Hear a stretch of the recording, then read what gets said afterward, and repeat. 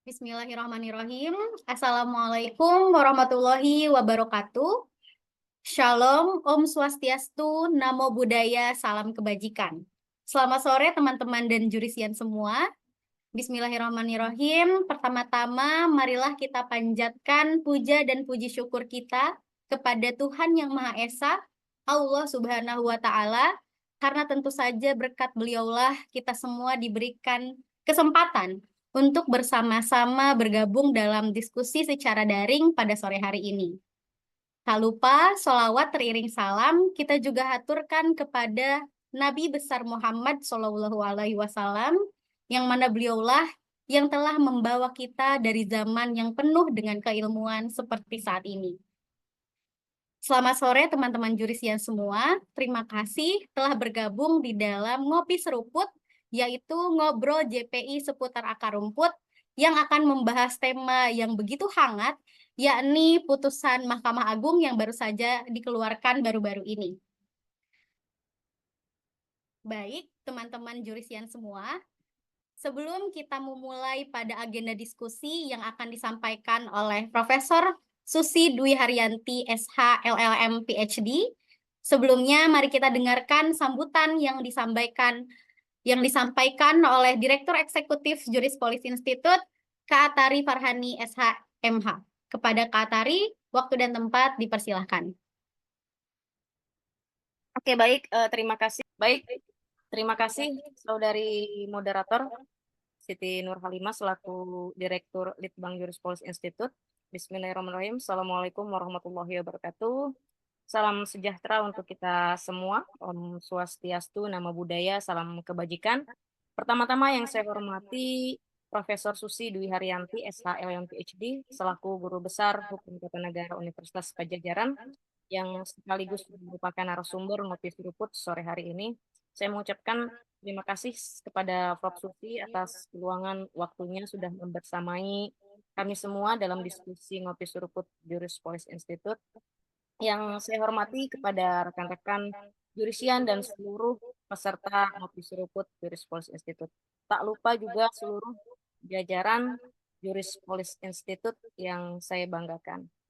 Pertama-tama marilah kita panjatkan puji dan syukur kehadirat Tuhan Yang Maha Esa, Allah Subhanahu wa Ta'ala, karena atas rahmat dan karunia-Nya kita dapat berkumpul di sini untuk mengadakan diskusi yang sangat penting dan sangat relevan dengan situasi terkini di negara kita saat ini tentunya.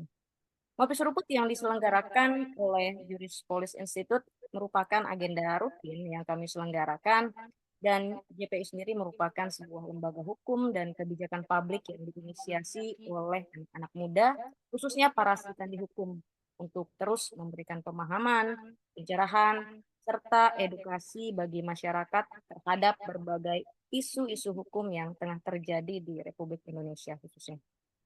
Adapun tema yang kami angkat dalam Ngopi Seruput ini bersinggungan dengan putusan Mahkamah Agung, yang mana kita tahu saat ini semua menyaksikan perkembangan yang cukup mengejutkan di ranah politik maupun hukum, di mana Mahkamah Agung mengeluarkan putusan terkait batas usia calon kepala daerah yang memang tampaknya memberikan karpet merah bagi putra penguasa untuk menduduki jabatan tertentu.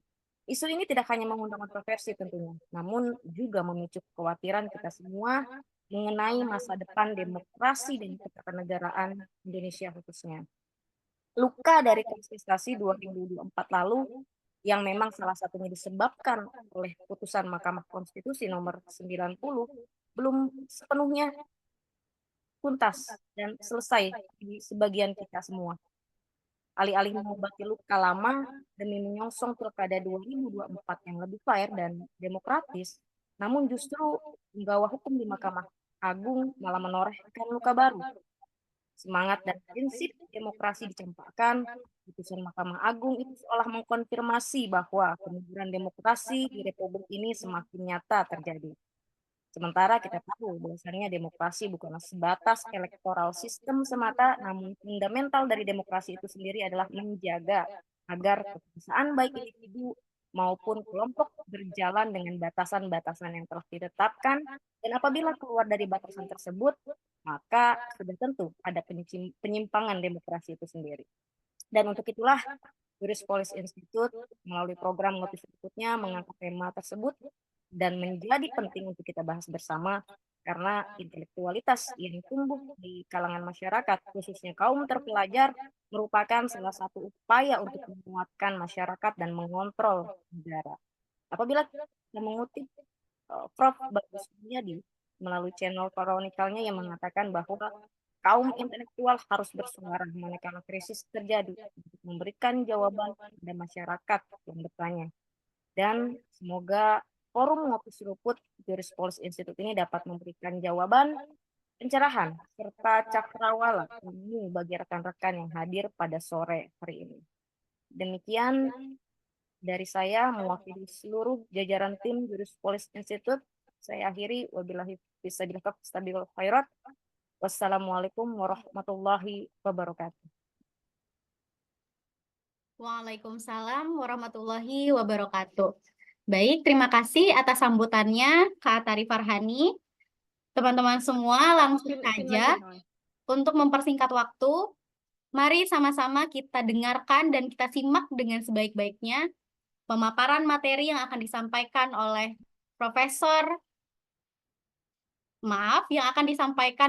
Profesor Susi Dwi Haryanti SH LLM PhD. Kepada Profesor Susi, dipersilakan.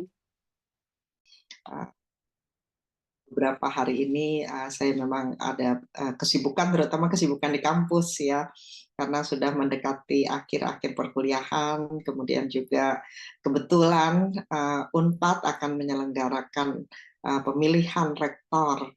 Jadi saat ini saya diminta bantuan untuk menjadi semacam KPU-nya Pilrek Unpad, dan ada beberapa hal gitu ya yang disibukkan dengan kegiatan-kegiatan tersebut. Ibu, Bapak, saudara-saudara, adik-adik semua, saya bergembira mengapa para kaum muda menyelenggarakan kegiatan-kegiatan semacam ini. Kemarin kebetulan saya bertemu dengan Pak Faisal Basri, kemudian juga Kang Deddy Jamaluddin Malik. Kang Deddy Jamaluddin Malik itu kalau di Bandung, di Jawa Barat, terkenal dengan ahli di bidang ilmu komunikasi, yang kemudian juga pernah menjadi anggota DPR. Kemudian Pak Faisal Basri, kita semua tahu siapa beliau. Beliau itu adalah ahli ekonomi yang seringkali memberikan pandangan-pandangan kritis terhadap kebijakan-kebijakan ekonomi yang ditetapkan oleh pemerintah. Dalam diskusi singkat kami bertiga, kami sampai pada satu kesamaan pendapat, di mana dan bagaimana peran kaum muda dalam merespon situasi-situasi saat ini, terutama kebijakan-kebijakan pemerintah yang dapat berakibat pada masa depan yang akan dijalani oleh kaum muda. Misalkan, bagaimana kerusakan lingkungan terjadi secara masif, kemudian juga hutang negara itu makin besar, dan jatuh tempo untuk tahun depan itu cukup fantastis jumlahnya, dan itu semua haruslah ditanggung nanti oleh para kaum muda. Jadi secara berseloroh, Pak Faisal Basri mengatakan kalau sekarang kita masih bisa bernafas dengan bebas tanpa perlu pakai masker, tapi nanti jangan-jangan generasi muda karena lingkungan sudah sangat rusak, maka setiap hari harus pakai masker. Nah, oleh karena itu kami punya concern bagaimana menimbulkan atau menumbuhkan kesadaran para generasi muda terhadap hal-hal semacam ini. Karena saya seringkali mengatakan bahwa generasi muda itu adalah masa depan bangsa dan negara. So you are the future of Indonesia. Oleh karena itu sangat penting untuk memiliki pandangan-pandangan kritis terutama terhadap kebijakan-kebijakan yang saat ini sudah dikeluarkan oleh pemerintah ataupun juga oleh negara yang akan berdampak di masa yang akan datang. Nah, itulah sebagai satu pembuka. Jadi saya sangat bersyukur bahwa diskusi pada sore hari ini itu dilakukan oleh kaum muda. Dan mudah-mudahan kegiatan-kegiatan semacam ini makin menumbuhkan kesadaran serta keberanian untuk berpikir kritis dan mengambil sikap-sikap tertentu berdasarkan nilai-nilai ilmiah ataupun juga nilai-nilai ilmu pengetahuan, yaitu sebuah nilai di dalam dunia ilmu pengetahuan semaksimal mungkin mengedepankan nilai-nilai objektivitas. Jadi sekali lagi terima kasih kepada para kaum muda yang menyelenggarakan kegiatan pada sore hari ini. Kemudian yang kedua juga saya harus lagi-lagi meminta maaf karena saya ada keterbatasan waktu karena kurang lebih pada pukul 16.30 atau 16.40 saya ada kegiatan lain juga yang saya harus laksanakan, yaitu menyiapkan bahan-bahan kuliah, kemudian juga menyiapkan atau membereskan tulisan-tulisan ataupun juga review artikel yang sudah mendekati deadline semua. Ibu dan Bapak, adik-adik semuanya, kita sebagaimana tadi disampaikan di dalam pembuka, bahwa Pilpres 2024 itu merupakan Pilpres yang bermasalah sebagai akibat dikeluarkannya putusan MK nomor 90. Namun kita tidak menduga juga bahwa ternyata pemilu kada yang akan diselenggarakan pada beberapa bulan ke depan itu juga dikejutkan oleh putusan MA, yaitu putusan yang tadi saya sampaikan, putusan 23 tahun 2024. Di dalam beberapa hari ke belakang, kita juga dikejutkan oleh beberapa berita yang menyampaikan bahwa ada dua versi dari putusan MA tahun 2024 ini. Versi yang pertama yaitu versi yang beredar secara luas, dan dari putusan itulah kemudian kita melakukan diskusi-diskusi dan juga berbagai media massa itu mencoba memberikan respon terhadap putusan itu. Namun beberapa hari ke belakang, kurang lebih 3 atau 4 hari ke belakang, kita melihat bahwa ada jenis putusan kedua yang dapat diakses dari website Mahkamah Agung, yaitu dengan ada salah satu pembedanya, ada watermark ya di dalam putusan yang diupload di website Mahkamah Agung. Apa yang membedakan dua putusan tersebut? Putusan yang pertama, saudara-saudara, atau versi pertama itu tidak memuat dissenting opinion. Tetapi versi kedua putusan yang dapat diakses dari website Mahkamah Agung itu memuat dissenting opinion, yaitu dissenting opinion yang dibuat oleh Hakim Anggota Majelis 1, yaitu Dr. Cerah Bangun. Nah, inilah saudara-saudara yang lagi-lagi juga membuat keprihatinan kita. Bagaimana mungkin itu bisa muncul dua jenis putusan. Yang pertama itu adalah putusan dengan kurang lebih 63 halaman. Kemudian yang kedua, versi yang kedua, yaitu versi yang ada dissenting opinion, berjumlah kurang lebih 69 halaman. Nah, kalau kita melihat atau kalau kita bertanya, putusan mana sebetulnya yang oleh hukum akan dipandang sebagai putusan yang resmi? Tentunya putusan yang diupload oleh Mahkamah Agung dan ditempatkan di dalam website Mahkamah Agung dengan dibubuhi watermark di dalamnya. Namun persoalan tidak berhenti pada pertanyaan putusan mana yang lebih memiliki otoritatif ya.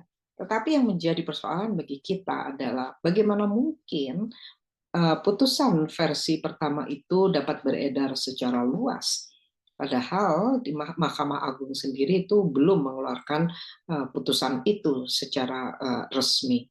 Nah, inilah yang harus dilakukan penyelidikan, yang harus dilakukan secara seksama oleh Mahkamah Agung. Bagaimana bisa terjadi ada dua jenis putusan yang beredar di masyarakat. Dan dari hasil itulah kemudian nanti penyelidikan, maka Mahkamah Agung harus dapat menyampaikan secara terbuka kepada publik hasil-hasil temuannya. Dan ini menjadi penting dilakukan oleh Mahkamah Agung dalam rangka meningkatkan kepercayaan publik kepada Mahkamah Agung atau meningkatkan public trust kepada Mahkamah Agung. Jadi ini merupakan sebuah kewajiban menurut saya yang harus dilakukan oleh Mahkamah Agung untuk memperjelas kepada memberikan jawaban, memberikan penjelasan yang jelas kepada masyarakat bagaimana sampai ada dua jenis atau dua versi putusan mengenai uji material dari peraturan KPU. Kemudian yang selanjutnya, Ibu, Bapak, dan teman-teman semua, putusan ini sebagaimana juga tadi sudah disampaikan, memberikan dampak-dampak yang dapat kita perkirakan atas munculnya atau munculnya putusan nomor 23 ini. Diskusi kita pada sore hari ini bahkan mengarah apakah betul sih gitu ya, ini akan memberikan karpet merah kepada orang-orang tertentu saja. Apakah putusan ini seperti putusan nomor 90 yang lagi-lagi memberikan privilege pada orang-orang tertentu. Pertanyaan-pertanyaan semacam itu tentunya adalah pertanyaan-pertanyaan yang sah, pertanyaan-pertanyaan yang wajar dikemukakan oleh warga masyarakat. Karena apa? Karena putusan ini, pertama, putusan ini hanya dijatuhkan dalam jangka waktu 3 hari. Jadi kalau kita melihat hanya dalam jangka waktu 3 hari, sementara saya berpendapat sengketa yang ada di dalam putusan ini atau sengketa yang diperiksa oleh Mahkamah Agung bukanlah sengketa individu, tetapi adalah sengketa norma. Dan sebagai sebuah sengketa norma di dalam pandangan saya, maka Mahkamah Agung haruslah memeriksa secara berhati-hati. Dan secara berhati-hati itu artinya pemeriksaan itu harus dilakukan menurut asas-asas dan prinsip-prinsip hukum acara. Karena apa? Karena sengketa norma itu ketika diputuskan oleh pengadilan, akibatnya bukan hanya kepada pihak pemohon dan termohon, tetapi akibat dari dampak atau dampak putusan itu berlaku secara umum. Dan inilah yang membedakan dengan sengketa-sengketa yang bersifat individu. Oleh karena itu kita mengetahui bahwa di dalam permohonan pengujian, baik uji material maupun juga uji formal, maka pihaknya itu disebut sebagai pemohon dan termohon, bukan penggugat dan tergugat. Jadi bukan para pihak itu. Oleh karena itu, putusannya, apapun putusannya, maka putusan pengujian karena dia adalah sengketa norma, maka dia akan berakibat secara luas. Dan akibat-akibat secara luas itu seharusnya, seyogianya diperiksa oleh Mahkamah Agung dengan cara-cara yang sangat berhati-hati atau careful. Kenapa dia harus berhati-hati? Pertama tadi, dia akibat hukumnya itu akan berakibat luas kepada masyarakat, bukan hanya berlaku pada pemohon dan termohon saja. Kemudian juga yang kedua, karena Mahkamah Agung itu adalah salah satu pelaku kekuasaan kehakiman untuk menegakkan hukum dan keadilan. Jadi hukum bukan hanya sekedar menegakkan hukum, tetapi juga keadilan. Oleh karena itu hukum acara haruslah dilakukan dengan rigid.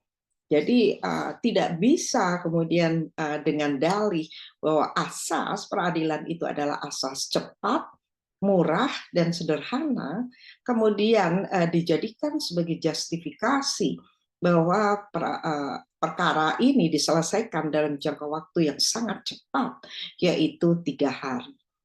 Selain itu, saudara-saudara, kita mengetahui bagaimana pemeriksaan terhadap satu permohonan pengujian di Mahkamah Agung berbeda dengan di Mahkamah Konstitusi. Kalau di Mahkamah Konstitusi, pemeriksaan itu dilakukan secara terbuka, tetapi di Mahkamah Agung, pemeriksaan itu hanya dihadiri oleh pemohon, kemudian termohon, kemudian juga kita tidak mengetahui bagaimana proses pemeriksaan atau penilaian terhadap alat-alat bukti. Nah, mengapa saya menjadi penting untuk mengemukakan mengenai alat bukti ini? Karena lagi-lagi ini adalah sengketanya sengketa norma. Kalau kita bandingkan dengan pemeriksaan di Mahkamah Konstitusi dengan berbagai alat bukti, termasuk di situ adalah keterangan ahli, tetapi di dalam pemeriksaan pengujian undang-undang, pemeriksaan PKPU ini, peraturan KPU, itu saya tidak melihat di dalam putusan, itu saya tidak melihat ada keterangan ahli. Jadi saya menduga bahwa pengujian yang dilakukan oleh Mahkamah Agung, apa saja ini bukti-buktinya, meskipun itu pasti juga diatur di dalam peraturan Mahkamah Agung mengenai pengujian material, pasti ada alat-alat bukti apa yang dapat disampaikan oleh pihak pemohon maupun termohon. Jadi penting bagi kita untuk mengetahui bagaimana sih sebetulnya hakim-hakim agung melaksanakan tugasnya dalam memeriksa sengketa norma tersebut. Nah, jadi dari aspek lamanya waktu itu sangat singkat ya, 3 hari itu sangat singkat. Nah, kemudian isu lain yang juga ingin saya sampaikan, yaitu isu mengenai legal standing. Di dalam putusannya, Mahkamah Agung menggunakan putusan Mahkamah Agung nomor 54P/KUM tahun 2013 untuk menilai apakah seorang pemohon itu memiliki legal standing ataupun tidak. Dan mirip seperti putusan MK yang mengatur legal standing, dia juga ada beberapa persyaratan yang harus dipenuhi. Nah, hakim-hakim agung mengatakan bahwa pemohon, yaitu dalam hal ini Partai Garuda, memiliki legal standing untuk mengajukan pengujian material PKPU tersebut. Dan Hakim Agung mengatakan bahwa hak mengusung kepala daerah itu merupakan hak yang dapat diajukan oleh partai politik atau gabungan partai politik, terlepas dari syarat elektoral. Jadi tidak perlu dikaitkan dengan syarat elektoral ataupun juga perolehan suara yang dimiliki oleh partai politik tersebut. Mengapa Hakim Agung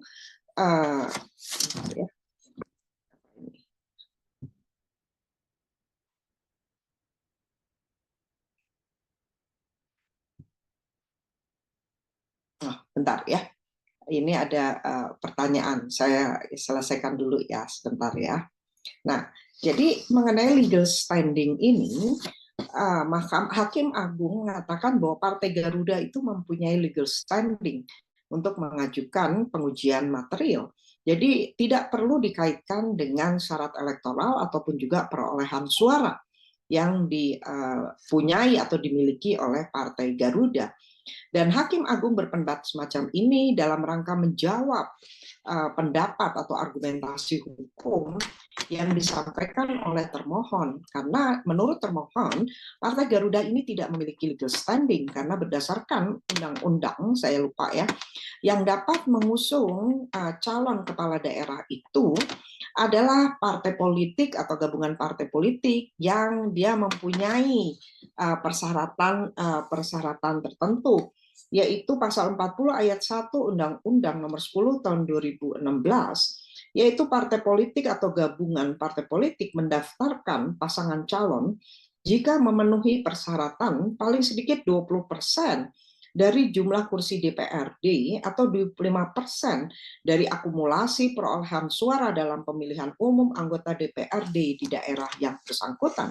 Oleh karena itu, menurut termohon, berdasarkan undang-undang yang berlaku, maka pengajuan pasangan calon oleh partai politik itu masih dikaitkan dengan syarat elektoral ataupun juga perolehan suara. Nah, tetapi Hakim Agung mengatakan tidak perlu dikaitkan gitu, karena ini merupakan hak dari tiap partai politik.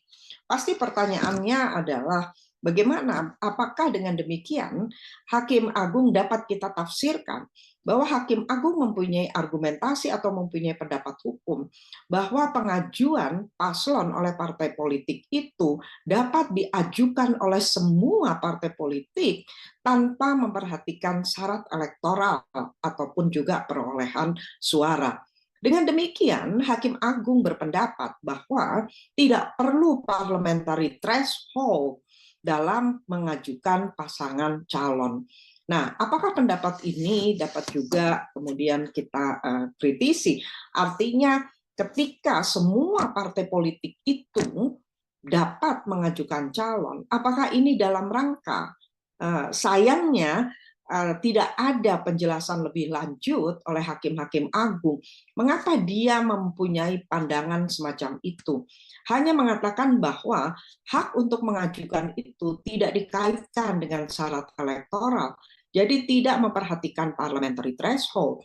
Nah, mengapa tidak perlu memperhatikan parliamentary threshold? Itulah yang tidak dijelaskan oleh hakim agung. Apakah tidak perlu memperhatikan threshold tersebut dalam rangka memberikan atau membuka calon-calon yang sebanyak mungkin yang dapat dipilih oleh rakyat atau oleh masyarakat. Nah, bagaimana kemudian nanti dengan pertanyaan lanjutannya, apakah dengan demikian pasangan calon ataukah apakah dengan demikian rakyat kepada rakyat itu ya sudah diserahkan saja pencalonannya, mau paslonnya itu bermutu, berkualitas, punya kapabilitas atau tidak, itu rakyat tidak perlu dipertimbangkan. Kekhawatiran rakyat semacam itu tidak perlu dipertimbangkan. Apakah hal-hal semacam itu juga tidak ada di dalam pemikiran-pemikiran dari Hakim Agung ketika membuat pendapat hukum bahwa semua partai politik itu dapat mengajukan calonnya, tidak perlu dikaitkan dengan syarat elektoral ataupun juga perolehan jumlah suara. Nah, jadi itu catatan kritis saya mengenai legal standing. Kemudian yang kedua yaitu yang berkaitan dengan argumentasi bahwa di dalam praktek memang ada perbedaan. Jadi batas usia minimal itu dihitungnya mulai kapan? Jadi titik penghitungannya itu mulai kapan? Di dalam PKPU nomor 13 tahun 2010 ditetapkan bahwa syarat minimal itu pada saat pendaftaran. Sedangkan di dalam PKPU existing yang diuji, syarat minimal itu titik hitungnya yaitu pada saat penetapan. Dan Hakim Konstitusi itu kemudian mengatakan, Hakim Agung mengatakan, perubahan dari waktu ke waktu itu justru dapat tergelincir pada keadaan yang tidak memberikan keadilan dan kepastian hukum. Oleh karena itu, di dalam putusannya, Hakim Agung mengatakan bahwa titik hitungnya itu pada saat calon itu pelantikan. Jadi bukan pada saat penetapan sebagai calon, tetapi pada saat pelantikan. Nah, ini yang ingin saya kritisi juga. Karena menjadi tidak masuk akal bagi saya. Karena apa? Karena pelantikan itu fungsinya berbeda dengan penetapan dia sebagai calon. Kalau pelantikan itu dia sudah terpilih sebetulnya, hanya menggunakan atau hanya harus melalui mekanisme resmi, yaitu mekanisme pelantikan. Karena apa? Karena dia akan dapat melalui pelantikan, maka calon itu kemudian menjadi terpilih dan secara hukum dia mulai dapat menjalankan tugas dan wewenangnya secara efektif. Oleh karena itu merupakan dua hal yang berbeda. Pada saat penetapan dan pelantikan itu fungsinya fungsi berbeda. Mengapa fungsi pelantikan itu kemudian dijadikan satu dengan fungsi sebagai penetapan? Nah, alasan yang lainnya yang berkaitan mengapa pada pelantikan bukan pada saat penetapan, Yaitu karena di dalam pemilihan umum itu ada tahapan-tahapan yang harus dilalui. Nah, kalau itu sudah ditetapkan pada saat penetapan sebagai calon, maka akan menutup kesempatan anak-anak muda untuk ikut serta membangun bangsa dan negara. Itu yang salah satu pendapat hukum dari Hakim Agung. Nah, persoalannya adalah apakah betul syarat yang ditetapkan titik penghitungannya itu pada saat penetapan sebagai calon itu kemudian menimbulkan apa yang disebut sebagai diskriminasi berdasarkan usia? Apakah betul seperti itu? Apakah justru ketika Mahkamah Agung, dalam hal ini hakim-hakim agung, memberikan tafsir atau memberikan putusan bahwa syarat minimal, titik hitung syarat minimal itu adalah pada saat pelantikan, berarti dia kan memberikan tafsir baru. Mengapa dia tidak mengatakan pada saat penetapan? Jadi kalau misalkan Hakim Agung mengatakan dari berbagai praktek itu ada perubahan dari mulai pendaftaran, titik penetapannya itu atau titik penghitungannya itu pada saat pendaftaran, kemudian berubah pada saat penetapan. Nah, sekarang Mahkamah Agung pun melakukan hal yang sama, yaitu dia melakukan perubahan pada saat pelantikan. Padahal menurut pertimbangan atau pendapat hukumnya, perubahan dari waktu ke waktu itu justru dapat tergelincir pada keadaan yang tidak memberikan keadilan dan kepastian hukum.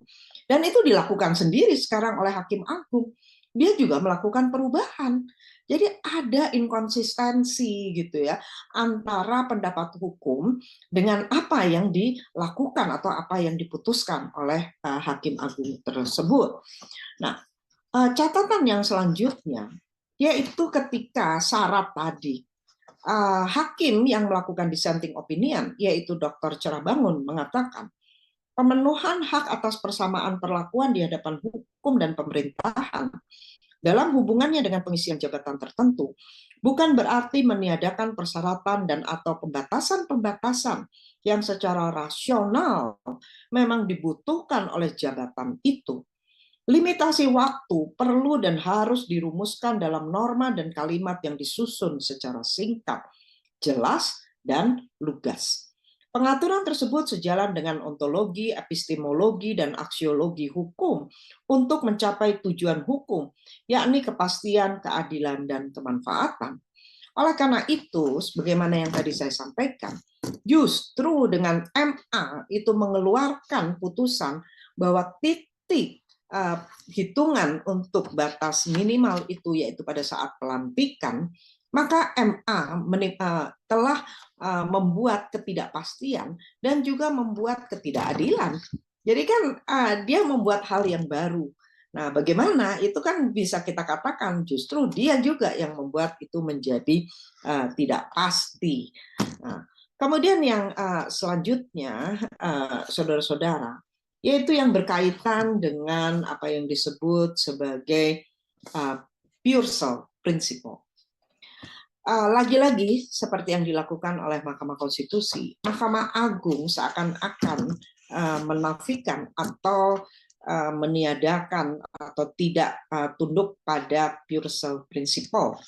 Apa itu Purcell Principle? Purcell Principle itu adalah doktrin bahwa pengadilan itu tidak akan mengubah aturan pemilihan umum saat tahap pemilihan umum sudah dimulai karena akan menimbulkan kebingungan.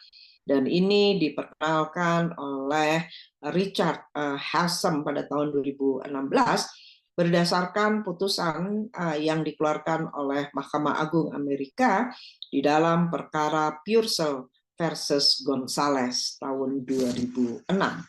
Sama seperti Mahkamah Konstitusi, lagi-lagi Mahkamah Agung mengeluarkan putusan yang dilakukan atau yang dijatuhkan pada saat tahapan pemilihan umum itu sudah berlangsung. Kan verifikasi dari calon perseorangan itu sudah jalan, sudah selesai malahan. Nah, putusan itu kemudian keluar kepada mereka, para calon independen tersebut. Nanti berlaku mana? Karena di dalam putusannya, Mahkamah Konstitusi memerintahkan KPU untuk mencabut pasal 4 ayat berapa itu ya. Jadi putusannya Mahkamah Agung itu memerintahkan untuk dicabut putusannya. Nah, oleh karena itu persoalannya sekarang, kalau dia dicabut, Mahkamah Agung memerintahkan untuk dicabut putusan itu. Kemudian KPU menjalankan. Berarti akan ada kekosongan norma.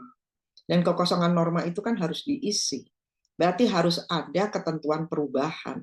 Dan ketika membuat ketentuan perubahan, apakah KPU itu juga harus berkonsultasi dengan DPR? Nah, ini kan memakan waktu lagi. Nah, itu adalah saudara-saudara apa yang saya katakan, ketika pengadilan itu memutuskan satu perkara, harusnya pengadilan itu juga memperhatikan dampak-dampak atau efek-efek dari putusan tersebut. Nah, jadi kalau Mahkamah Agung memahami makna atau pentingnya pure sale principle, maka seharusnya Mahkamah Agung itu tidak mengeluarkan putusan. Kalaupun dia akan mengeluarkan putusan, maka dia akan mengatakan di dalam amar putusannya bahwa putusan ini berlaku untuk pemilu kada yang akan datang, bukan pemilu kada tahun 2024 sebagaimana dilakukan juga oleh Mahkamah Konstitusi melalui putusan 90. Demikian saudara-saudara, ibu dan bapak, adik-adik yang dapat saya sampaikan secara singkat pandangan-pandangan saya terhadap putusan nomor 23 ini. Terima kasih atas perhatiannya. Wabillahi taufiq wal hidayah. Wassalamualaikum warahmatullahi wabarakatuh. Waalaikumsalam warahmatullahi wabarakatuh. Betul, Prof. Sangat singkat namun juga sangat padat. Saya melihat ekspresi teman-teman yang hadir di layar Zoom begitu sangat terkesima dengan pemaparan yang dipaparkan oleh Prof. Dan nampaknya juga beberapa sudah tidak sabar ya. Tadi udah ada yang mengajukan pertanyaan dan juga sudah ada yang raise hand. Mungkin izin Prof, karena keterbatasan waktu Prof, kami membuka untuk 3 pertanyaan sebelum Prof lanjut ke agenda berikutnya. Baik, Bapak Ibu semuanya, kami persilahkan untuk yang memiliki pertanyaan dapat menuliskannya di kolom chat atau juga dapat menggunakan fitur raise hand. Namun terlebih dahulu nanti tolong disebutkan nama dan juga asal instansi Bapak Ibu sekalian. Baik, mungkin Prof, karena tadi sudah ada pertanyaan di kolom chat yang pertama, izin saya bacakan pertanyaannya dari Bapak Jeffrey. Pertanyaannya, izin bertanya, Ibu Profesor, apakah putusan Mahkamah Agung RI nomor 23/P/HUM/2024 dapat digugat ke Mahkamah Konstitusi ataukah langkah-langkah apa saja yang dapat ditempuh oleh masyarakat yang keberatan atas putusan tersebut? Mohon pencerahannya. Terima kasih, Prof. Baik, langsung saja, Prof. Silakan. Ya, terima kasih pertanyaan. Ini pertanyaan yang sangat menarik ya. Apakah ketika ada putusan dari pengadilan lain yang tidak memuaskan, kemudian bisa diajukan ke Mahkamah Konstitusi? Kalau kita melihat wewenang Mahkamah Konstitusi pada pasal 24C Undang-Undang Dasar 1945, maka putusan Mahkamah Agung itu tidak dapat diajukan pengujian ke MK. Mungkin ini agak berbeda dengan mahkamah-mahkamah konstitusi yang lainnya gitu ya, karena misalkan dulu kalau saya tidak salah ingat itu meskipun itu kemudian berubah, yaitu ketika Korea Selatan itu menerapkan konstitusi Republik keempat di mana Mahkamah Agungnya itu berfungsi sebagai filter putusan-putusan mana atau perkara-perkara mana yang kemudian dapat diajukan ke Mahkamah Konstitusinya. Tapi itu kemudian ketentuan itu sudah dihapuskan karena Konstitusi Republik keempat tidak berlaku, yang sekarang berlaku adalah Konstitusi Republik kelima. Nah, jadi dalam konteks Indonesia, kalau tidak puas, maka seharusnya diajukan kembali saja, gitu. Karena kan putusan itu adalah bersifat final dan mengikat. Jadi putusan-putusan pengujian itu kan biasanya bersifat final dan mengikat, gitu. Ya. Baik, terima kasih Prof atas jawabannya.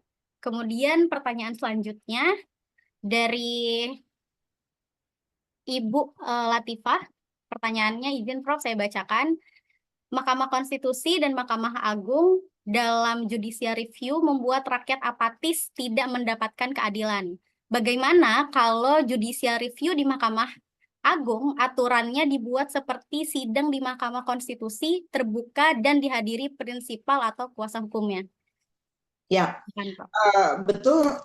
Ini adalah satu concern juga yang sudah bersifat meluas gitu, karena kita melihat bahwa pemeriksaan-pemeriksaan pada pengujian material di dalam yang dilakukan oleh Mahkamah Agung itu terkesan tertutup. Jadi berbeda dengan pengujian yang dilakukan oleh Mahkamah Konstitusi. Oleh karena itu sudah banyak sebetulnya Ibu pihak-pihak yang mendesak Mahkamah Agung itu untuk melakukan perubahan terhadap peraturan Mahkamah Agung tentang uji material. Nah, ini juga salah satu kritik terhadap Mahkamah Agung. Mengapa peraturan Mahkamah Agung itu secara tegas judulnya adalah peraturan pengujian material. Padahal kita melihat, kita mengetahui baik dalam teori maupun di dalam praktek, pengujian itu tidak hanya semata-mata pengujian material, tetapi juga pengujian formil. Nah, jadi kalau judulnya Perma itu adalah pengujian material, apakah berarti bahwa pengujian formil itu tidak dapat diperiksa oleh Mahkamah Agung? Seharusnya bisa itu ya. Nah, jadi pengujian formil itu juga seharusnya bisa dilakukan. Jadi saya setuju memang harus ada perubahan peraturan Mahkamah Agung mengenai pengujian yang dilakukan oleh Mahkamah Agung, dan pengujian-pengujian yang dilakukan oleh Mahkamah Agung itu haruslah tunduk pada hukum-hukum acara. Jadi memang ada hukum acara, itu adalah hukum acara yang dia berlaku umum, ada prinsip-prinsip umumnya. Tetapi kita harus ingat bahwa sengketa norma itu berbeda dengan sengketa-sengketa yang lainnya. Karena seperti yang tadi saya sampaikan, sengketa norma ataupun juga sengketa pembentukan norma itu adalah sengketa yang melibatkan kepentingan-kepentingan umum, kepentingan-kepentingan masyarakat yang lebih luas, bukan hanya mereka yang mengajukan perkara itu. Oleh karena itu perlu perlakuan-perlakuan atau perlu ketentuan-ketentuan yang bisa mengakomodasi perbedaan atau distingsi tersebut. Nah, inilah yang kita belum lihat, bagaimana apakah memang hakim-hakim agung itu memahami betul bahwa sengketa norma itu berbeda dengan sengketa individu. Oleh karena itu aneh kalau menurut saya diperiksa dalam jangka waktu 3 hari, kemudian juga argumen-argumennya, jadi argumen-argumennya itu juga bagi saya merupakan argumen-argumen yang kurang meyakinkan gitu ya, jadi tidak convincing. Dari misalnya 69 halaman, jadi bisa kita bayangkan 69 halaman, mulai pertimbangan itu dimulai pada sekitar halaman 50 kalau tidak salah. Itu bukan dimulai dengan pertimbangan yang berkaitan dengan kewenangan MA, sebagaimana juga ketika MK menyampaikan putusan, itu kan pasti juga ada pertimbangan mengenai kewenangan ya. Kemudian pertimbangan mengenai legal standing. Nah, itu kan sudah berapa halaman sendiri, tetapi pertimbangan mengenai terhadap petitumnya itu baru dimulai pada halaman berapa itu ya? Apa mungkin mulai dari halaman 55-an gitu. Jadi kalau jumlah halaman 69 dan 69 halaman itu termasuk adalah pendapat dari hakim yang mengajukan dissenting opinion, maka pertimbangan-pertimbangan argumentasi-argumentasi itu hanya kurang lebih sekitar 10 halaman. Dan ini kan bagi kita para pembelajar hukum gitu ya, pertimbangan-pertimbangan yang ditulis hanya dalam sebanyak sekitar 10 halaman itu bisa kita duga bagaimana kedalaman dari argumentasi-argumentasi hukum yang memperlihatkan penalaran-penalaran hakim. Itu kita nggak bisa lihat gitu, hakim ini apa sih argumentasi hukum nalarnya itu bagaimana, seperti yang tadi saya katakan, yaitu yang berkaitan dengan legal standing. Jadi hakim mengatakan bahwa semua partai politik itu boleh mengajukan pasangan calon, tetapi tidak ada penjelasan lebih lanjut mengapa dia boleh mengajukan itu. Bagaimana kalau dikaitkan dengan faktor atau pertanyaan atau isu-isu yang lainnya yaitu kewajiban dalam tanda kutip, kewajiban partai politik untuk mengajukan pasangan-pasangan calon yang punya kualitas atau kapabilitas yang bagus untuk memimpin satu daerah. Kemudian juga Mahkamah tidak menjelaskan gitu ya, apa sebetulnya fungsi dari threshold itu. Nah, harusnya kan dijelaskan mengapa Mahkamah memilih tidak menggunakan pendapat threshold, tetapi dia menggunakan, artinya begini. Mahkamah ketika dalam argumentasi legal standing, termohon kan mengatakan berdasarkan pasal 40 ayat 1 Undang-Undang nomor 10 tahun 2016, sebagaimana tadi saya sampaikan, itu ada syarat-syarat paling sedikit 20% dari jumlah kursi DPRD atau 25% dari akumulasi perolehan suara dalam pemilihan umum anggota DPRD di daerah yang bersangkutan. Berarti ada ketentuan, ada hukum positif. Ya, ada hukum positif yang mengatur mengenai threshold tersebut. Kemudian Mahkamah mengambil sikap tidak menggunakan putusan itu sebagai dasar putusan. Memang Mahkamah tidak membatalkan pasal 40 ayat 1 Undang-Undang nomor 10 tahun 2016. Tetapi Mahkamah mengenyampingkan pasal 40 ayat 1 tersebut. Namun tidak ada penjelasan yang mendalam mengapa Mahkamah bersikap mengenyampingkan threshold sebagaimana diatur di dalam pasal 40 ayat 1. Mahkamah hanya mengatakan bahwa hak mengusung kepala daerah merupakan hak yang dapat diajukan oleh parpol atau gabungan partai politik. Jadi bagi saya meskipun ada penjelasan yang lebih lanjut, tetapi penjelasannya kurang mendalam. Nah, jadi saya sepakat memang pengujian hukum acara pengujian itu harus diatur secara detail dan kemudian juga dilakukan pemeriksaannya itu sebagaimana yang dilakukan di Mahkamah Konstitusi. Karena apa? Karena kalau kita analogkan gitu ya, ketika Mahkamah Konstitusi punya beberapa fungsi dan itu antara lain tercermin di dalam salah satu fungsinya melakukan pengujian.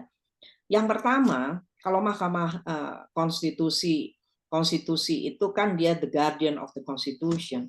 Nah, kemudian juga dia merupakan sebuah forum of principle. Jadi begini, ketika pengujian itu dilakukan, ya, maka baik termohon maupun pemohon itu akan beradu argumentasi. Dan ketika beradu argumentasi, maka pada dasarnya mereka bukan hanya beradu hukum positif, tetapi mereka beradu prinsip-prinsip, mereka beradu asas-asas, dan itu menunjukkan tingkat kedalaman penalaran hukum mereka. Oleh karena itu, ketika Mahkamah melakukan pemeriksaan terhadap perkara tersebut, maka pada dasarnya Mahkamah itu menyediakan sebuah forum, yaitu dan akhirnya ketika Mahkamah menyediakan sebuah forum dan dia mengambil nanti keputusan, maka putusannya itu harus menimbulkan apa yang disebut sebagai culture of justification. Jadi pengujian itu adalah forum of principle itu, yaitu bagaimana prinsip asas itu diadu. Dan kemudian ketika Mahkamah mengeluarkan putusan, maka diharapkan forum-forum prinsipal ini membuat semacam apa yang disebut sebagai culture of justification. Jadi budaya untuk selalu memberikan justifikasi berdasarkan asas, prinsip, dan nalar-nalar hukum yang kuat gitu. Nah, itu yang dapat saya sampaikan untuk penanya yang kedua. Silakan yang ketiga. Baik, terima kasih. Langsung saja ya, Prof. Penanya terakhir mungkin kepada Mas Surya Permana Putra. Sepertinya sudah tidak sabar dari tadi, Prof. Sudah mengangkat tangannya di Zoom. Baik, kepada Mas Surya Permana Putra, kami persilahkan.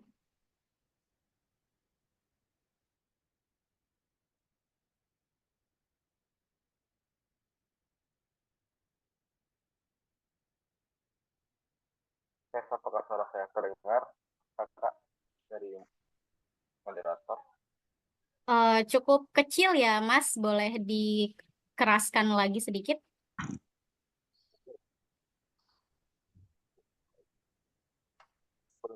Selamat sore, Kak, dari moderator. Terima kasih atas waktunya. Dan juga terima kasih kepada Prof. Susi atas kesempatannya untuk menyampaikan materi pada sore hari ini. Di sini saya ada sedikit pertanyaan. Baik, sebelum itu saya ingin perkenalkan diri terlebih dahulu. Perkenalkan, saya Surya Permana Putra dari Universitas Udayana, Prof. Itu. Nah, di sini saya ada beberapa pertanyaan, Prof, terkait dengan apa yang kita diskusikan pada sore hari ini. Yang pertama itu terkait dengan political of judicial. Nah, di mana Prof. sering sekali dalam setiap setiap diskusi yang diselenggarakan itu mention yang namanya political of judiciary seperti itu yang dikemukakan oleh Milton. Nah, apakah kiranya ada kaitannya, Prof, jika seandainya kita hubungkan political of judiciary ini dengan kasus yang sedang sekarang ada di yang sedang beredar ini pada putusan Mahkamah Agung ini seperti itu. Itu yang pertama. Yang kedua, berkaitan dengan putusan MA yang memberikan tafsir pada PKPU ini. Yang mana kalau kita lihat putusan MA tersebut sepertinya hampir ataupun bisa kita katakan serupa memberikan tafsir terhadap dari undang-undang seperti itu, karena dari putusan MA ini dia memberikan tafsir lebih lanjut. Nah, apakah dapat dikatakan bahwa Mahkamah Agung ini sejatinya telah menggunakan kewenangan seperti halnya Mahkamah Konstitusi seperti itu, Prof, karena dia memberikan tafsir yang lain gitu. Nah, kemudian apakah seandainya putusan yang seperti ini yang sudah merupakan hasil dari kewenangan yang berlebihan seperti itu merupakan atau dapat dikatakan masih berpegangan pada prinsip res judicata seperti itu yang harus dihormati oleh setiap orang seperti itu, Prof. Nah, kemudian yang ketiga berkaitan dengan tadi adanya putusan MA nomor 54 tahun 2013 yang mana itu hampir serupa dengan putusan Mahkamah Konstitusi mengenai legal standing, yang mana ada 5 syarat yang harus dipenuhi oleh pihak pemohon. Nah, dalam 5 syarat tersebut disebutkan bahwa adanya hak pemohon. Nah, kalau kita lihat dalam Mahkamah Konstitusi, hak pemohon itu diatur dalam Undang-Undang Dasar. Nah, sedangkan dalam Mahkamah Agung, di manakah kita bisa menemukan hak pemohon tersebut? Apakah ada dasar hak pemohon itu? Nah, kemudian kalau kita kaitkan lagi, jika seandainya ini merupakan makna yang abstrak seperti itu dan dapat diajukan oleh siapa saja, karena dia tidak spesifik di Mahkamah Konstitusi, apakah dapat dikatakan bahwa pengujian MA ini bersifat aktio popularis, Prof? Nah, itu yang ketiga. Yang keempat, tadi Prof juga menyampaikan bahwa adanya asas peradilan cepat, sedangkan dan juga biaya ringan. Nah, kemudian jika kita kaitkan lagi dengan perusahaan ini yang terlalu normatif terhadap asas tersebut, apakah sekiranya ada pertimbangan untuk mengesampingkan sebuah asas seperti itu, Prof?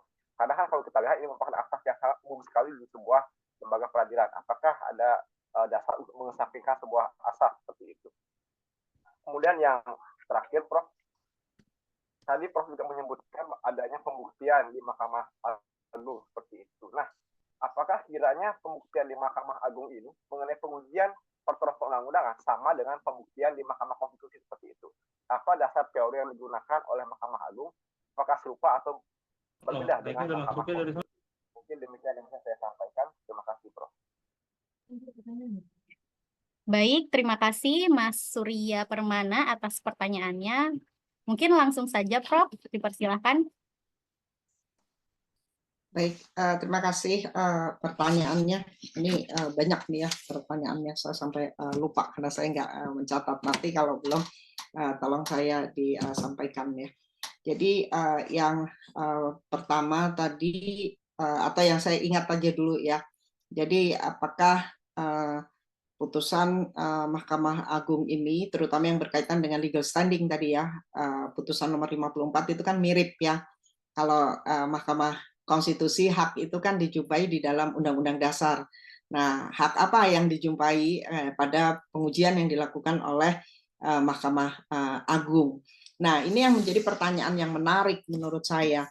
Karena kalau di Mahkamah Konstitusi, karena sesuai dengan fungsinya, dia adalah sebagai penjaga konstitusi, kemudian juga memastikan konstitusionalitas undang-undang, maka kalau Mahkamah Agung itu kan dia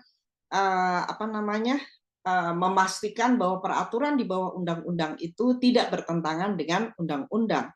Oleh karena itu, hak yang diatur di dalamnya, apakah hak konstitusional ataukah hak hukum sebetulnya, yaitu hak yang diatur di dalam undang-undang. Kalau di dalam perkara ini, saya melihat bahwa ini adalah hak yang diatur di dalam undang-undang, sebagaimana tadi yang disampaikan oleh termohon, yaitu Undang-Undang Nomor 10 Tahun 2016, karena berkaitan dengan hak partai politik untuk mencalonkan, pasangan calon. Sementara kalau di Mahkamah Konstitusi, hak partai politik untuk mencalonkan calon itu juga kan diatur di dalam Undang-Undang Dasar. Jadi itu yang dapat saya sampaikan terhadap pertanyaan yang pertama gitu. Kemudian pertanyaan yang kedua yang berkaitan dengan tafsir. Pada dasarnya, saudara-saudara, semua kita ini boleh melakukan tafsir. Jadi bukan hanya pembentuk undang-undang, bukan hanya hakim, tapi semua kita itu boleh melakukan tafsir. Tapi persoalannya secara hukum, tafsir mana yang mengikat? Kan itu, ya. Nah, jadi tafsir yang mengikat itu adalah tafsir yang dilakukan oleh hakim atau kekuasaan kehakiman atau pengadilan. Nah, jadi Mahkamah Agung, hakim-hakim agung pun itu dapat dia punya wewenang untuk melakukan penafsiran, karena ketika dia memeriksa sebuah perkara, maka dia dapat melakukan atau dia memang punya wewenang untuk melakukan penafsiran tersebut. Jadi boleh saja hakim itu memang dapat melakukan penafsiran karena itu tidak dapat dihindarkan. Kan tugas hakim itu kan satu, dia dapat melakukan penemuan hukum, ya, kemudian dia melakukan penafsiran terhadap hukum dalam rangka mencapai atau menegakkan hukum dan keadilan. Namun persoalan bagi kita adalah ketika dia melakukan tafsir gitu terhadap satu norma, apakah perlu memang norma itu perlu ditafsirkan lagi, atau kalau misalkan dia melakukan tafsir, maka dia harus dapat mengargumentasikan bahwa penafsiran yang dia gunakan adalah semacam ini. Misalkan kita ada pertanyaan, apakah WNA itu mempunyai legal standing? Dia punya legal standing nggak? Kalau berdasarkan hukum positif, maka yang punya legal standing itu hanya WNI saja. Ya, yang punya legal standing di Mahkamah Konstitusi itu hanya WNI saja. Kemudian dalam perkara misalkan undang-undang yang menjatuhkan hukuman mati dan yang menjadi korbannya itu adalah WNA. Nah, sementara kalau kita lihat di dalam Undang-Undang Dasar itu membedakan hak-hak. Jadi hak tiap-tiap orang, dengan hak warga negara. Nah, sekarang kalau menggunakan frasa tiap orang, berarti tiap orang itu termasuk warga negara asing, bukan hanya warga negara Indonesia. Karena secara eksplisit frasa yang digunakan oleh Undang-Undang Dasar itu memang berbeda-beda. Ada hak tiap orang, ada hak warga negara gitu. Nah, bagaimana sekarang tafsir hakim kalau terhadap frasa hak tiap orang? Kalau hakim kemudian ditanya, WNA itu boleh nggak punya legal standing? Karena hak atas hidup itu adalah hak tiap orang, bukan hanya hak warga negara. Nah, bagaimana hakim melakukan tafsir itu? Dan itu akan sangat tergantung pada pendirian hakim. Sampai sejauh mana hakim itu menganut asas prinsip pandangan filsafat tertentu. Misalnya kalau hakim itu dia pendukung aliran filsafat hukum alam, di mana menurut hukum alam, hak hidup itu adalah hak tertinggi yang dimiliki oleh seorang manusia, maka hakim itu akan berpendapat bahwa WNA pun punya legal standing. Karena apa? Dia pakai itu filsafat itu. Nah, jadi hakim itu adalah seorang pejabat dari jabatan kekuasaan kehakiman yang mempunyai kebebasan untuk berpendapat ketika dia sedang memeriksa. Tetapi kebebasan yang dia miliki itu bukanlah kebebasan yang secara tidak dapat diukur. Menurut saya tetap saja harus bisa diukur, harus dapat dipertanggungjawabkan. Di mana hakim itu harus bertanggung jawabnya, yaitu melalui argumentasi hukum. melalui pertimbangan-pertimbangan hukum. Jadi bentuk tanggung jawab hakim itu adalah pada pertimbangan-pertimbangan hukum tersebut. Itu jawaban saya yang dapat saya sampaikan. Ya. Baik, terima kasih Prof. Usi atas jawabannya. Dengan telah selesainya pertanyaan dari Mas Surya, maka mohon izin Bapak Ibu sekalian, maka sudah berakhir juga sesi tanya jawab pada diskusi kita sore hari ini karena keterbatasan waktu sebagaimana yang tadi telah disampaikan oleh Prof. Susi. Namun mohon izin Prof, sebelum menutup agenda diskusi pada sore hari ini. Sorry, saya baru ingat yang satu tadi pertanyaan tentang politicization of the judiciary, ya. Baik. Jadi politicization of the judiciary itu terjadi karena apa? Karena pengadilan itu memeriksa perkara-perkara yang sebetulnya merupakan perkara-perkara politik. Jadi ini sebagai akibat dari judicialization of politics atau judisialisasi terhadap perkara-perkara politik. Artinya apa? Perkara-perkara politik itu diselesaikan melalui hukum. Nah, karena dia melakukan judicialization of politics, maka bisa saja kemudian dia mengalami apa yang disebut sebagai politisasi badan pengadilan. Dan politisasi badan pengadilan ini dapat kita lihat secara terang benderang pada praktek di Mahkamah Konstitusi. Karena Mahkamah Konstitusi itu kan menguji undang-undang terhadap undang-undang dasar, kemudian sengketa mengenai hasil pemilihan umum. Dan jadi sengketa-sengketa ketatanegaraan itu pada dasarnya adalah sengketa-sengketa politik gitu.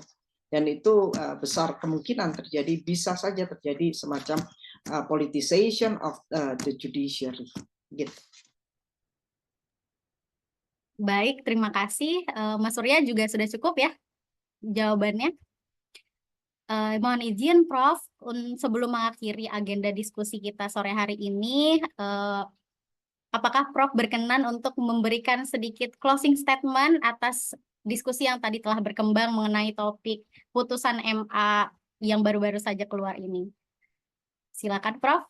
Baik, terima kasih. Pada dasarnya pengisian jabatan kepala daerah itu merupakan satu hal yang sangat fundamental. Karena apa? Karena kepala daerah itu akan memimpin daerah, ya. Dan memimpin daerah itu bukan merupakan satu hal yang mudah. Karena apa? Karena kita menjumpai berbagai problematik otonomi. Yang pertama adalah problematik hubungan dengan pusat, yaitu yang berkaitan dengan hubungan keuangan, hubungan pengawasan, kemudian problematik isi otonomi, kemudian problematik penyelenggaraan otonomi, dan tidak kalah pentingnya adalah problematik kompetensi. Nah, problematik kompetensi ini, saudara-saudara, adik-adik sekalian, ibu dan bapak, karena pada dasarnya pemerintahan modern itu bukan hanya sekedar seni, tetapi juga pengetahuan atau knowledge dan keterampilan yang bersifat keilmuan. Oleh karena itu, kurangnya kompetensi itu akan berakibat fatal, akan berakibat serius pada penyelenggaraan pemerintahan daerah. Oleh karena itu, ketika mahkamah mengatakan bahwa semua partai politik, ya, semua partai politik itu mempunyai hak untuk mengajukan pasangan calon, maka seharusnya mahkamah itu juga berpikir mengenai kewajiban-kewajiban partai politik di dalam mengajukan pasangan calon. Jadi bukan hanya sekedar memberikan hak, tetapi juga memberikan highlight atau stressing pada kewajiban-kewajiban partai politik untuk mencalonkan pasangan-pasangan calon yang punya kualitas, punya kompetensi yang tinggi, kompetensi yang baik dalam rangka penyelenggaraan pemerintahan daerah. Karena apa? Karena pemerintahan daerah itu adalah pada garda terdepan untuk memberikan atau melakukan pemenuhan terhadap pelayanan publik masyarakat. Jadi garda terdepan itu adalah pemerintahan daerah, bukan pemerintahan pusat. Karena apa? Karena pemerintahan daerah itu adalah pemerintahan yang sehari-hari berinteraksi dengan rakyat, berinteraksi dengan masyarakat. Oleh karena itu pelayanan publik itu sebagian besar dilakukan oleh pemerintahan daerah. Dan fungsi-fungsi otonomi, karena pelayanan publik itu adalah salah satu fungsi otonomi. Fungsi otonomi itu dapat berjalan dengan baik apabila daerah itu dipimpin oleh seorang kepala daerah yang mempunyai kapabilitas yang baik. Demikian yang dapat saya sampaikan. Terima kasih. Terima kasih Prof. Susi atas closing statement-nya. Kita semua semoga dapat memetik pelajaran ilmu baru yang tadi telah dipaparkan oleh Prof. Susi, karena tentu saja banyak sekali insight-insight, terutama dari segi hukum tata negara mengenai apa yang terjadi setelah keluarnya putusan Mahkamah Agung baru-baru ini. Baik, Prof, izin untuk mengakhiri lagi, kami dari Juris Police Institute menyiapkan sedikit cenderamata sebagai tanda terima kasih kami kepada Prof. Susi, karena tentu saja kami sangat bangga dan juga senang sekali karena Prof. Susi Dwi Harjanti, seorang guru besar hukum tata negara dari Universitas Pajajaran, yang tentu saja kami selama ini, terutama bagi kalangan mahasiswa tata negara, sangat mengidolakan Prof. Susi Dwi Harjanti, yang mana sekarang kami bisa berdiskusi langsung, bertatap muka melalui Zoom pada sore hari ini. Kami dari Juris Police Institute dan juga rekan-rekan yang bergabung dalam Zoom mengucapkan beribu-ribu terima kasih kepada Profesor Susi Dwi Harjanti karena telah berkenan membersamai kami dalam diskusi yang sedikit santai namun tentu saja berbobot pada sore hari ini. Terima kasih Prof. Susi. Terima kasih semuanya. Sukses ya, sehat-sehat semuanya. Baik, terima kasih Prof. Kepada Prof. Susi, dipersilakan meninggalkan ruang Zoom apabila ingin melanjutkan agenda yang telah terjadwal. Baik, terima kasih semuanya. Salam sehat selalu, Prof. Semua. Terima kasih. Terima kasih, Prof. Waalaikumsalam warahmatullahi wabarakatuh. Terima kasih Prof. Selamat sore. Terima kasih, Prof. Selamat sore.